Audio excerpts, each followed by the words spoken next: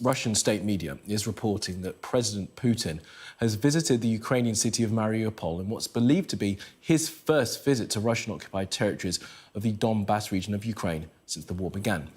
This footage is said to show the president driving around the streets of Mariupol, the port city that Russian forces captured in the early stages of the invasion after fierce fighting. The city is now said to be largely destroyed, though Russia has been rebuilding parts of it to try and erase its Ukrainian heritage.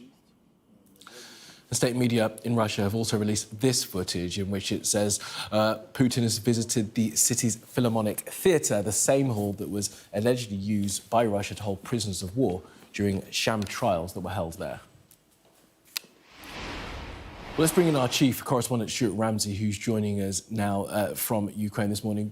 Good morning to you, Stuart. Good to have you with us. So what do you make of the fact that we've now seen Putin allegedly popping up in Mariupol? Yeah, it is definitely symbolic. You know, this came in the week that he was indicted by the ICC for illegal trafficking of children, to all intents and purposes. And he's been to Crimea to celebrate the 9th anniversary of its takeover of Crimea. And, of course, his first stop was to go and see a load of children. And now we understand he took a helicopter to Mariupol and, as you said, been driving around talking to people. Mariupol is a significant place. Obviously, it's extremely important for the Russians, and obviously Ukraine wants to get it back. But it was also the scene of some terrible fighting. And if we're talking about the ICC, well, there's an awful lot of allegations of war crimes against Putin and his forces there as well. Bakhmut is where we're watching a lot of the fighting taking place at the moment. It's actually gone on for longer than Mariupol, but Bakhmut is a very much smaller place. Mariupol is a big city and really significant, and obviously, as I say, this is very much a symbolic visit by the president. It is interesting, he hasn't really gone to the front lines. President Zelensky goes quite often, and that's to boost morale for his troops, but